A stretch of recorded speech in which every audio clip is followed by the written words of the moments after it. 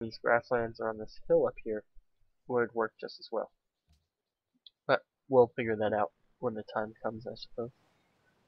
Garden, no, garden, garden. I don't have a monument in Rome, and since I'm going to be building that in most of my other cities, I'm going to go ahead and build that there, so that way the production time is reduced. Reduced. What did I say? Produced? Whatever. I'm going to build a road to the marble because I'm going to be, and I can use that road to get down to my city immediately after that, so it's not going to be a waste or anything. And that way I can get marble to whichever city it was that was desperate for marble. I don't already have marble, right? It doesn't look like it. But I'm going to go ahead and turn off the resource icons and stuff because I won't need them. But this part of the game is, I don't know, I find it to be, it is relatively boring compared to the other parts, to be honest. Like when you're attacking someone or launching nukes off or something like that. But at the same time, you kind of have to put some thought into it. Otherwise, if you just lay down your cities anywhere or just do your defenses any which way, it could cause a lot of problems later on in the game. And so planning ahead is a pretty good way to utilize your time when you're trying to expand your nation. And being somewhat of a chess player, I do thrive in those type of situations. And I like the idea of expanding down here. I think I want to take the tundra, the open tundra, just so it's a little bit less exposed to the sea. Because I think later on what's going to happen, if it gets to that point, I'm going to end up just enslaving the Iroquois pretty much. And the rest of the game is going to end up being who controls the sea the best. And if my city only has one tile of sea, it's going to be more difficult for sea units to attack it. So I'm going to do that. So that way it's a little bit of a harbor rather than just being on the coast. Now, finish building a settler there. That's what I'm sending down there. So let's go ahead and let's build a temple there. So I'm trying to increase my culture, so that way I can get a cultural victory eventually. So I seriously doubt I'll be able to get a domination victory or one of those type of victories. So, temple sounds good here too. No reason to switch it up. I decided I'm just gonna take their advice and just expand at this hill right here. Though I don't feel like it's going to give me the most access to the resources, but it does allow me to build additional cities over here. So I could put a city up here and a city down here, and they won't be interfering with each other. Oh, 6 iron right there. That's going to be important to grab. So a city there and maybe a city right here on the coast would be a pretty good spot. This city will have access to the horses, the spices down here, these 2 fish, the iron, this deer right here, and then I can get another city down here. And as the culture expands, it should fill up the rest of this, I don't know, landmass down here at the bottom. So seems like it'll be a decent spot as far as leaving space for the rest of my cities to build. So this city is going to be more of a filler city. I don't expect it to be that much of a contribution to my civilization. But hey, should be okay. Ravenna, I think is how you pronounce that, but I'm going to be building a monument in there first, so the culture can start expanding, because that's going to be its main goal, is just filling in these holes, along with the other cities expanding. And this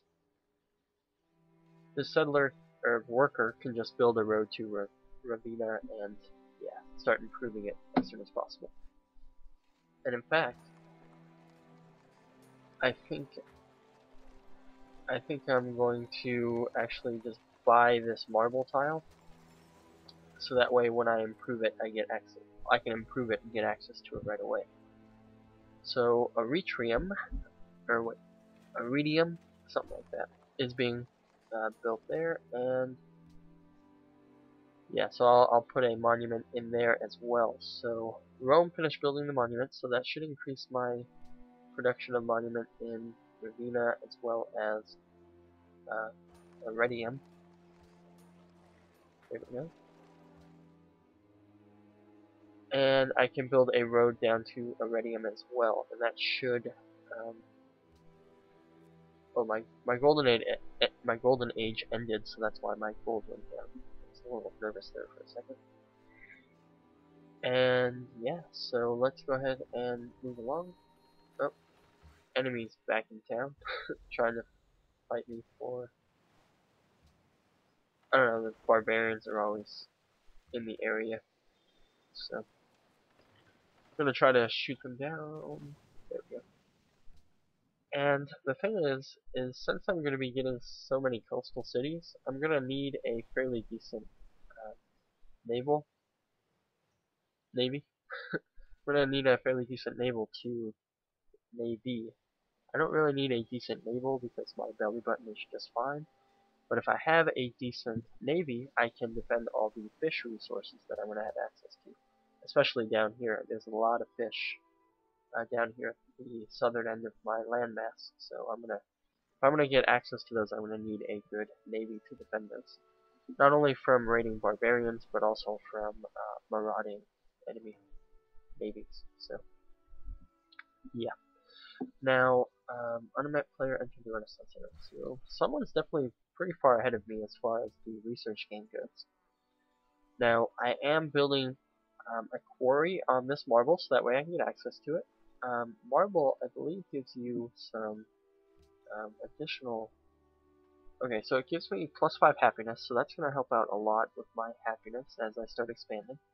Because as you build more and more cities, your happiness starts to go down. Because you get unhappiness due to population, unhappiness due to number of cities, and just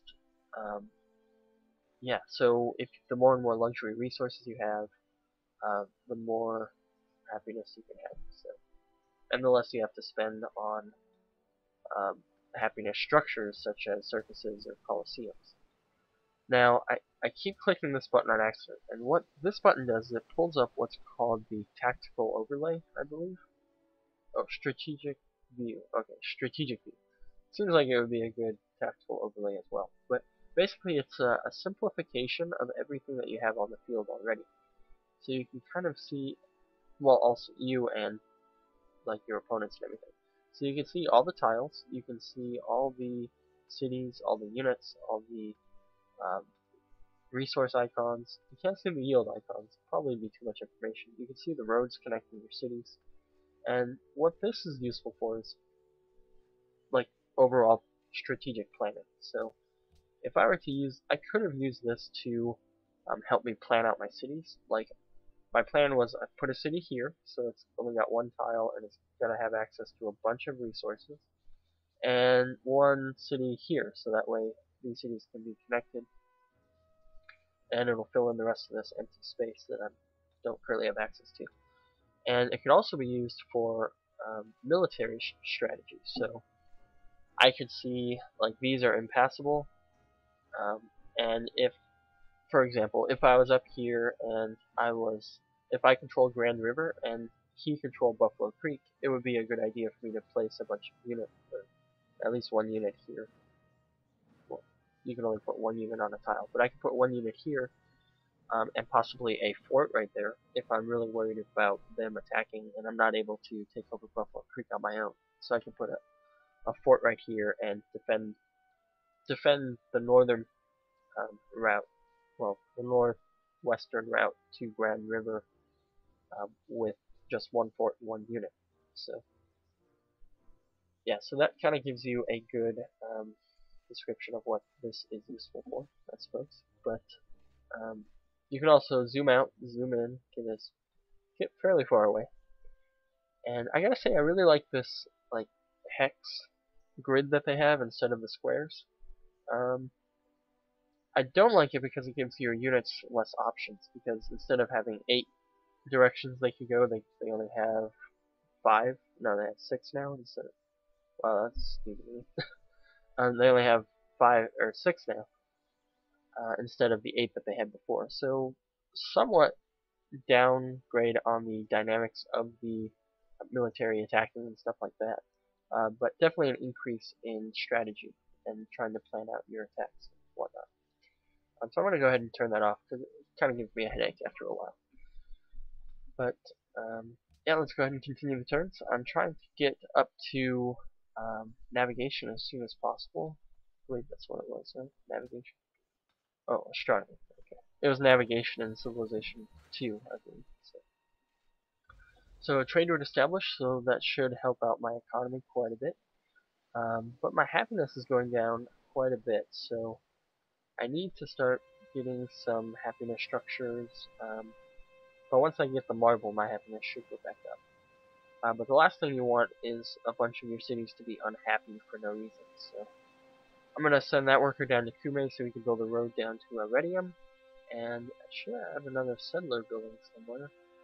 I don't. So I'm gonna get 2 more settlers because I think that's all the cities that I want to put in this area. Now, spreading out your cities is generally a fairly bad idea, simply because it's harder to defend them the further out they're spread. But if I have complete control over the land, I could use that space to put additional units in, since I can only put 1 unit in 1 square at a time. And eventually I'll be able to get a lot more units that way.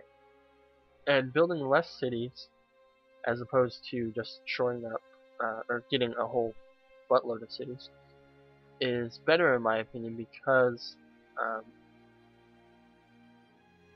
yeah, your happiness goes way down. But happiness isn't really that crucial of an element of the game, because if your cities are unhappy, your cities just grow at a slower speed. I'm not sure if there's any kind of revolutionary type things like there were in the previous Civilization games, but so far I haven't encountered it. But I like to keep an eye on happiness because that affects your approval rating and stuff like that. So, which also not very important, but if you want to feel like a good leader, you have to have good approval rating. So I don't know. Just my own personal thing. It's like an additional challenge on top of trying to play the game well. So, now I don't have any happiness structures I can build in this city, so I'm going to build a harbor because this is probably going to be my main naval producing city, as well as Kume, because both of those guys are pretty good. But Antium is going to have a lot of production because there's a lot of mines around it and a lot of hills. So that amount of production on top of having a harbor is going to increase my naval production quite a bit. So let's go ahead and go on to the next turn. Have a worker up here doing absolutely nothing. I don't control this land yet, but I could purchase it. So I have quite a bit of money, so I just purchased it, and I'm gonna build a plantation right there. That way I can get that spices as well. And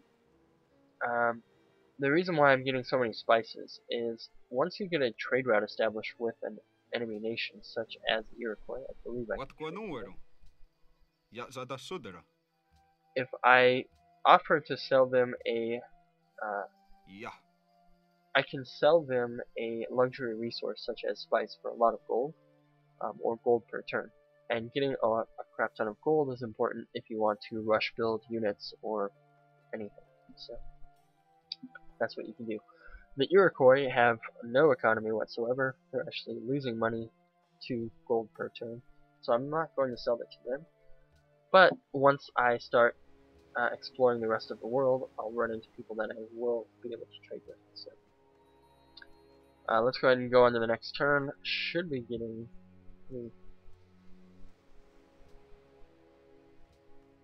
I'll be getting education in 3 turns, and once I get that, I'll be able to build a bunch of science improving structures. My science is